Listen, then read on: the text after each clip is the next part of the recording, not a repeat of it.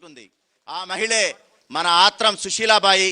15 అవార్డుల గ్రహీత, ప్రధానమంత్రిచే, గవర్నర్చే, ప్రముఖులందరి చేత అవార్డు పొందుకున్నటువంటి బాబేరా గ్రామం బోత్ మండలం మహిళ ఆత్రం సుశీలాబాయిని మాట్లాడవలసిందిగా కోరుచున్నాం.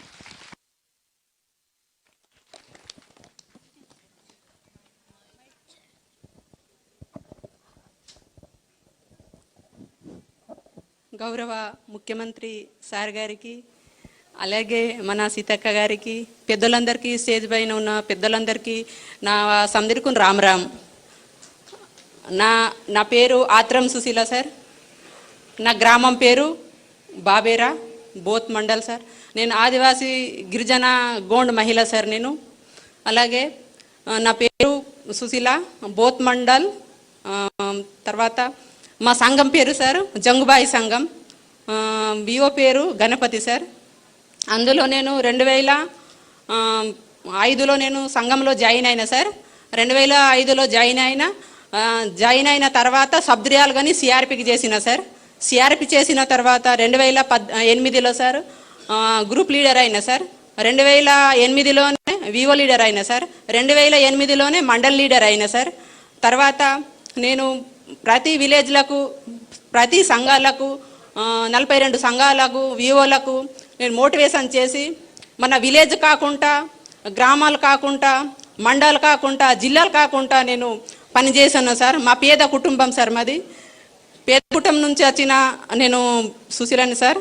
అయితే అలాగే నేను ఎట్లా చేయాలా, మా మహిళలకు అని ఏ విధంగా ఉపాధి కల్పించాలా, వీళ్ళకు రుణం తీసుకుంటే ఎట్లా ఉంటుంది, తీసుకోకపోతే ఎట్లుంటుంది, వాళ్ళతోటి మాట్లాడడం జరిగింది సార్. అలాగే నేను 2005లోనే జాయిన్ అయిన తర్వాత 10,000 రూపాయలు రుణం తీసుకున్నా సార్. 10,000 రూపాయలు రుణం తీసుకుని 5,000 రూపాయలు తీసుకొని పెట్టుబడి చేనులోకి పెట్టిన సార్. మా సారు వ్యవసాయం చేస్తున్నారు సార్, మా భర్త. సౌకర్య దగ్గర పోతే ఇన్ని అప్పులు అవుతాయి, సౌకర్య దగ్గర పోతే వచ్చిన డబ్బులు సుఖ, కొన్ని డబ్బులు సుఖ మిగిలాయి, వాళ్ళకే పోతాయని నేను సంఘంలో చేరుకుంటా. సంఘంలో చేరిన తర్వాత నేను మన పొదుపుకు, మన అప్పులు డబ్బులు తీసుకొని మన వ్యవసాయానికి పెడతామని మా భర్తకు చెప్పేసి నేను వ్యవసాయంలో పెట్టిన సార్. తర్వాత అదే 10,000 అప్పు ముట్టిన తర్వాత 20,000 అప్పు తీసుకొని ఎడ్లు తీసుకున్నాం సార్. 20,000 తర్వాత 50,000 తీసుకున్నా సార్. 50,000 తీసుకున్న గిర్ని తీసుకున్నా సార్.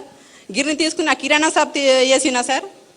తర్వాత 1,00,000 తీసుకున్నా సార్. 1,00,000 తీసుకొని మన చేనులో చుట్టూ అది సోలార్ పెట్టినాం సార్. అడవిలో చేను ఉంది.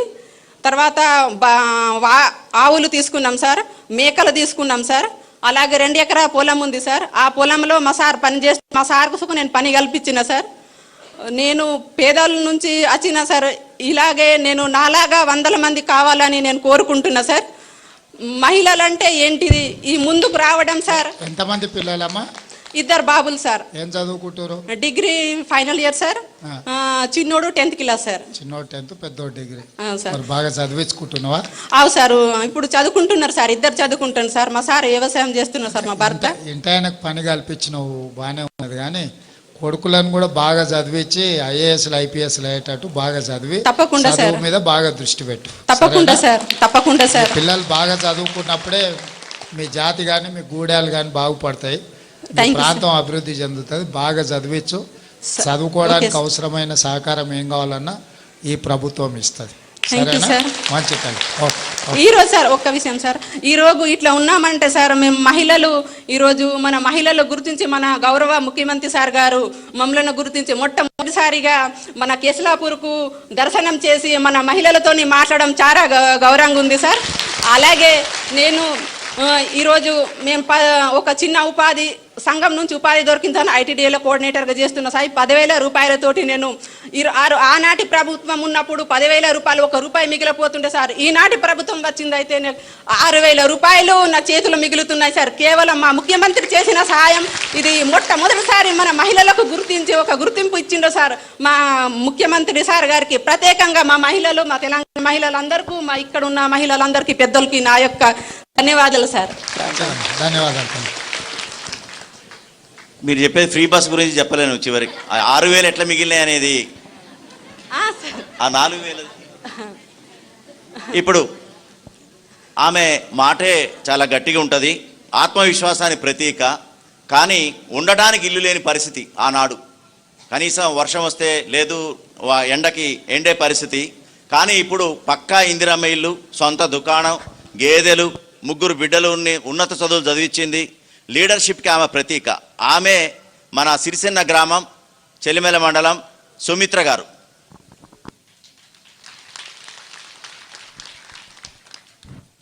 అందరికీ రామ్ రామ్, అందరికీ నమస్కారాలు. ముఖ్యంగా ఇక్కడ వేదిక మీద అలంకరించిన మన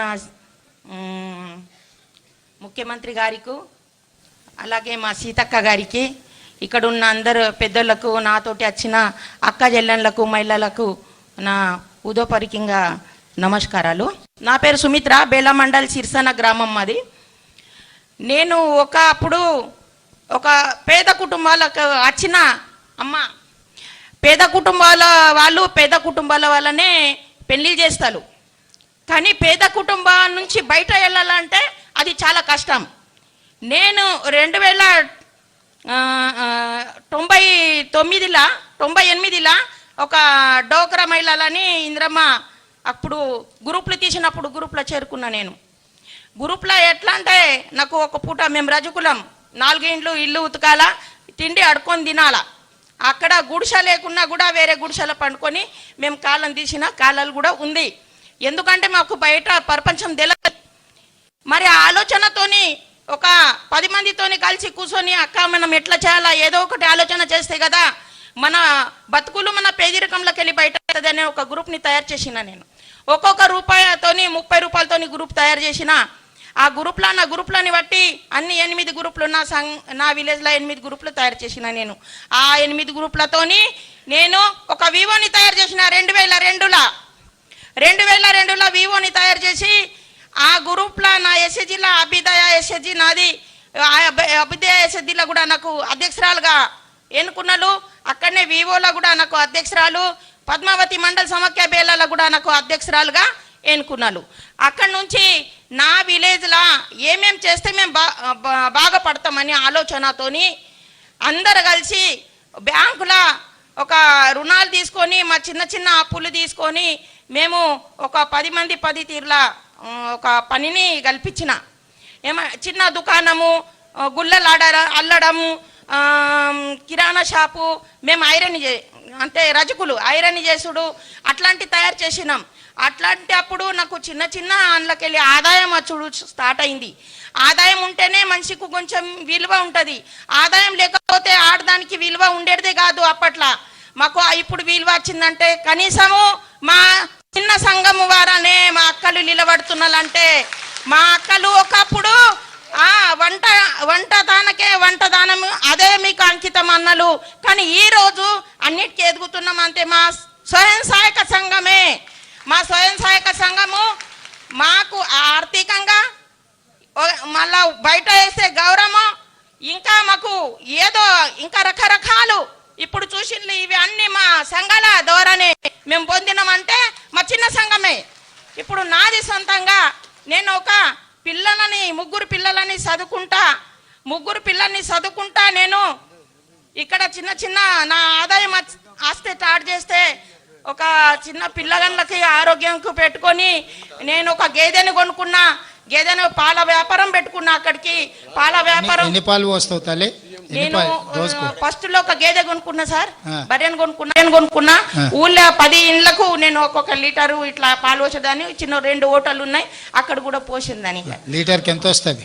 సరే, 80% బట్టి వస్తుంది సార్. అవును, ముందు అయితే 25-20 రూపాయలు, ఇప్పుడు అయితే బాగానే 60, 50, 100, 50,000 రూపాయలు ఇట్లా వస్తాయి సార్ లీటర్. ముందుకైతే చాకలి ఐలమ్మ పేరు విన్నావా? ఇస్నూరు దొరల మీద కొట్లాడింది. ఆమె కూడా ఊర్లో ఇట్లనే చిన్న భూమి ఉండి వ్యవసాయం చేసుకున్నట్టు ఆమె భూమి గుంజుకుంటే ఊకోలే, తిరగబడి కొట్లాడింది. రోజు రాష్ట్రంలో దేశంలో పేరు తెచ్చుకున్న చాకలి ఐలమ్మని. సుశీలమ్మ, నువ్వు కూడా కష్టపడి బాగా అందరికి ఆదర్శంగా నిలబడు, పిల్లల్ని బాగా చదివించుకో. ఏం కావాలన్నా ఈ ప్రభుత్వం మహిళలకు అండగా నిలబడుతుంది. మీకోసమే, మీ మేలు కోసమే. మహిళల చేతిలో నగదు ఉన్నప్పుడే పిల్లల చదువులకు కానీ ఇంటి ఖర్చులకు కానీ ఇంటి గౌరవం కాపాడేది మహిళనే. అందుకే ఈ సంఘాలన్నీ పెట్టినాం. ఇవాళ కూడా మేమందరం బట్టి విక్రమార్క సార్ గారు, సారే మొత్తం ఖజానా మొత్తం సార్ దగ్గరనే ఉంది. మీకేం జీరో వడ్డీ ఇవ్వాలన్నా మీకేం ఇవ్వాలన్నా సారే ఇవ్వాలి. మళ్ళీ మీరు నాకు చెప్పినా నేను సార్ని అడగాల్సిందే. అందుకోసమనే సార్కు గట్టిగా పెద్ద సప్పట్లతో స్వాగతం పలుకోరు. ఓకే సార్, అక్కడ జిల్లా మండల సమాఖ్య అధ్యక్షురాలు చేసిన కాబట్టి జిల్లా సమాఖ్య జనవికాస జిల్లా సమాఖ్యకు కూడా అధ్యక్షురాలు అయినాం. 2007లో ఇక్కడ అన్ని చక్కగా పనులు చేస్తున్న అందరు పేదవాళ్లకు బయట తీసి అందరు గ్రూపులు చేసిన కాబట్టి నెల్లూరులో సోనియా గాంధీ వచ్చినప్పుడు నన్ను ఇక్కడ నుంచి తీసుకెళ్ళిండు. నెల్లూరులో సోనియా గాంధీ అమ్మ వచ్చినప్పుడు, అమ్మ నువ్వు ఎందుకు వచ్చినావు ఇక్కడ అన్నది. అమ్మ మా హక్కులు అడగదానికి వచ్చినాము, మేము పేద కుటుంబాలకు వెళ్ళి వచ్చినాము, మాకు ఏదో ఇంత సాయం అవుతుంది అని అడగదానికి వచ్చినామని సోనియా గాంధీ అమ్మతో మాట్లాడినా. అయితే సోనియా గాంధీ అమ్మ ఒకటే మాట అంది, అమ్మ మీరు లక్షపతిలు కావాలా, మేము లక్షపతిని ఈ రోజు అయినా కానీ ఇప్పుడు అడుగుతున్నాం సార్ మా సీతక్కకు మేము కరోడపతి కావాలని. మా పిల్లలు లక్షపతితోని సాతగా మా పిల్లలకు లక్షపతి కాదు అమ్మా, ఇవాళ రేపంటే చాలా కష్టమైతుంది. అందుకే మేము సీతక్కకు సాయంతోనే అడుగుతున్నాం. ఎందుకంటే మా చేతుల్లో అయోధ్యలు ఉన్నాయి, మేము యుద్ధంకు తయారన్నా కానీ మాకు విద్య రాదు సార్, మాకు నేర్పించాలా చాలా చాలా నేర్పించాలా. ఓకే సార్, మాకు ఏదన్నా తప్పు మీకు ఇన్ఛార్జ్ గా సీతక్క నేసినాము ఆదిలాబాద్ లో. మీ ఆడబిడ్డ ధన్యవాదాలు సీతక్క, ఇంకొకసారి గట్టిగా చెప్పండి. చివరగా సార్, గతంలో అప్పులతో ఈదిన కుటుంబం ఇప్పుడు ప్రస్తుతం 5 మిషన్, ఒక్క మిషన్తో స్టార్ట్ అయ్యి 7 కుట్టు మిషన్లతో 5గురికి ఒక్కొక్కళ్ళకి 15,000 రూపాయల తనే జీతం ఇస్తుంది. 75,000 రూపాయల జీతం ఇచ్చే స్థాయికి ఎదిగింది. ఈమె ఎవరో కాదు, మామిడిగూడ గ్రామం, ఇంద్రవేలి మండలం, మన గోకుల గారు. గట్టి చప్పట్లతో గౌరవనీయులైన ముఖ్యమంత్రి గారికి మరియు సీతక్క గారికి నాతోటి ఉన్న మహిళలందరికీ నా యొక్క హృదయపూర్వకంగా నమస్కారాలు. నేను ఆంధ్ర ఎస్టీ ఆదివాసిని కాబట్టి అందరికీ రామ్ రామ్. నేను మొదట ఈ సంఘంలో చేరడానికి కారణం ఏంటంటే నాకు అత్తమామలు లేరు, నాన్న లేడు. కాబట్టి 2009లో మ్యారేజ్ అయిన తర్వాత ఎవరు అప్పు అడిగినా డబ్బులు ఇవ్వకపోవడం వలన మా ఊర్లో ఉన్న మహిళల వాళ్ళతోని తెలుసుకొని సంఘంలో చేరితే ఎలా ఉంటుంది, మరి వాళ్ళు అప్పిస్తారా అనుకునే సమయంలో ఒక 10 మందిని చేసి నేను ఒక గ్రూప్ తయారు చేసినాము. ఆ తర్వాత మొదట 50 రూపాయలతోనే పొదుపు స్టార్ట్ చేసిన తర్వాత 6 నెలలు అయిన తర్వాత మేము బ్యాంకు వెళ్ళి అప్పు అడగడం జరగడం వలన మొదట నాకు 10,000 మాత్రమే అప్పు ఇచ్చారు. ఆ తర్వాత 10,000తోని నేను ఒక చిన్న కుట్టు మిషన్ వేసి పల్లెటూరులో బిజినెస్ స్టార్ట్ చేసినాను. కానీ ఈ నేటి సమాజంలో ఒక్క మిషన్ తోని ఒక్కరే పని చేస్తే మాత్రం ఏ పని డబ్బులు అవసరం తీరుతలేదు. కాబట్టి అందుకే ఇంకా మా ఆయనను కూడా నేను ఒక వృత్తి ఆయనకి ఇంకా నేను కుట్టుకుంటూ ఆయనకు వేరే వాళ్ళ దగ్గర నేర్పించడం జరిగింది. అదే తర్వాత ఇంకా లోన్ అవసరం అని అప్పు బ్యాంక్ నుంచి ఇంకా తీసుకున్నాను. ఆ తర్వాత 30,000 అప్పు నేను కూడా పెట్టుకున్న 30,000తోని ఒక ఆటోమేటిక్ మిషన్ తీసుకోవడం జరిగింది. ఆ ఆటోమేటిక్ మిషన్ ద్వారా ఎక్కువ బట్టలు కుట్టుకొని ఎక్కువ డబ్బులు సంపాదించుకోవచ్చు అని. ఆ తర్వాత అలా చేస్తూ మండల్ లెవెల్లో నేను పల్లెటూరు నుంచి ఇందరవెల్లి మండల్లో షాప్ వేసుకున్నాను. ఆ తర్వాత వేసిన తర్వాత నా దగ్గర ఉన్న డబ్బులు కొంత ఇంకా బ్యాంక్ లోన్ తీసుకొని దాదాపు ఇప్పుడు నా దగ్గర 5 మిషన్లు ఉన్నాయి. నాతో పాటు 5గురికి నేను 15,000 జీతం ఇస్తూ నా ఆదాయం వచ్చేసరికి 40,000 దాకా నెలకు మిగులుతుంది. నేను ఇలా 10 మందికి 13 కాకుండా నా జిల్లా లెవెల్లో కానీ నా మండల్ లెవెల్లో కానీ ఇంకా 100 మందికి ఒక కంపెనీని మీరు సహకరిస్తే కంపెనీని ఏర్పాటు చేసుకోవాలని అనుకుంటున్నా. నేను ఇద్దరికి జీవనోపాధి కల్పించడం వల్ల నాకు వివోగా మెంబర్ చేసిండ్రు. ఆ తర్వాత మండల సమైక్యలో అధ్యక్షురాలుగా, జిల్లా సమైక్య ఇంకా నేను కోశాధికారిగా ఉన్నాను సార్. అందుకే తల్లి నువ్వు చేస్తున్న పని ఇప్పుడు ఏదైతుందో మన హాస్టల్లో ఉండే పిల్లలు స్కూల్ పిల్లలకు బట్టలు ఇస్తారు కదా, ఈసారి పెద్ద పెద్ద కంపెనీలకు ఇవ్వకుండా ఈ ఎస్హెచ్జి గ్రూపులు ఈ ఆడబిడ్డలకే రాష్ట్రమంతా ఇవ్వాలని ప్రభుత్వం నిర్ణయం తీసుకుంది. ఇంకా ఈ మహాలక్ష్మి పథకం ద్వారా ఇంకా 5,000 ఎక్స్ట్రాగా ఆదాయం మిగులుతుంది సార్. రాను ఖర్చుల ద్వారా బస్సు ఫ్రీ బస్సు ఎక్కుతున్నారా? బస్సు ఎక్కుతున్నారా అమ్మా? అందరు బస్సులో ఎవరైనా టికెట్ అడుగుతురా? ఏం లేదు కదా. సంతకు వచ్చినా, ఆదిలాబాద్కు పోయినా, ఇంద్రవెల్లికి పోయినా, ఏడుకోయినా ఫ్రీ బస్సులో పోతురు కదా. కేస్లాపూర్ దేవుని దర్శించుకున్న ఫ్రీగా వస్తురు కదా, అందరు వాడుతురు కదా. కానీ నిన్నమన్న బీఆర్ఎస్ వాళ్ళు ఆడపిల్లలకు ఫ్రీ బస్ వద్దు బంధు పెట్టుర్రి, ఆటోలకు వెళ్తలేవు అని చెప్పి రోజు పంచాయతీ పెట్టిరమ్మ. ఏమన్నా కలిస్తే అడుగుని ఆడబిడ్డలకు ఫ్రీ బస్ ఇస్తే వాళ్ళకి ఎందుకంత కడుపు నొప్పి లేస్తుందో, ఎందుకంత కష్టం వచ్చిందో చెప్పుర్రి. ఆడబిడ్డలను ఆత్మగౌరవంతో బతకాలనేదే మన అందరి ఆలోచన. ఇవాళ బట్టి సారు మీకు ఉత్తి చేతులతో రాలే, 60 కోట్ల రూపాయలు బ్యాంకు లింకేజ్ చేయడానికి వచ్చిండు. ఇప్పుడు చెక్ ఇస్తాడు సార్ 60 కోట్లది మీకు. మీకోసమే ఈ ప్రభుత్వం ఉంది. సోనియమ్మ ప్రభుత్వం ఇది, ఇందిరమ్మ రాజ్యంలో ఆడబిడ్డలనే. అందుకే ఇవాళ మొట్టమొదటి ప్రభుత్వ కార్యక్రమం ఆడబిడ్డల దగ్గరకు వచ్చినాం. మొన్న 7,000 మంది ఆడబిడ్డలకు ఉద్యోగాలు ఇచ్చినాం, స్టాఫ్ నర్సు ఉద్యోగాలు. ఎందుకంటే ఏ కుటుంబంలో అయినా ఆడబిడ్డ బాగున్నప్పుడే ఇల్లు బాగుంటుంది. ఇల్లు చూడు ఇల్లాలిని చూడు అన్నారు, అవునా? మరి ఇల్లు మంచిగా ఉండాలంటే ఇల్లాలు మంచుకున్నప్పుడే మంచిగా ఉంటుంది. అందుకే ఈసారి ప్రభుత్వము ఈ బట్టలు కుట్టేది నువ్వు చిన్న స్థాయిలో చేస్తున్నావు కదమ్మా, రాష్ట్రం అంతా ఈ సంఘాలకే బట్టలు కుట్టే మొత్తం ఇవ్వాలని అనుకుంటున్నాం. దానికి సంబంధించిన మిషన్లో మొత్తం అంతా కంపెనీలోకి ఇచ్చేది ఆపి మీకే ఇవ్వాలన్న ఆలోచన చేస్తున్నాం. తప్పకుండా బట్టలు కుట్టేది కూడా సంఘాలకే అప్పచెప్తాం. అన్ని హాస్టళ్ళలో ఆడపిల్లలు కానీ మగపిల్లలు కానీ బట్టలు కుట్టేది మీకే ఇవ్వాలని ఆలోచన చేస్తున్నాం. దాని మీద ప్రభుత్వం నిర్ణయం తీసుకుంటుంది. మొట్టమొదటిగా మా మహిళల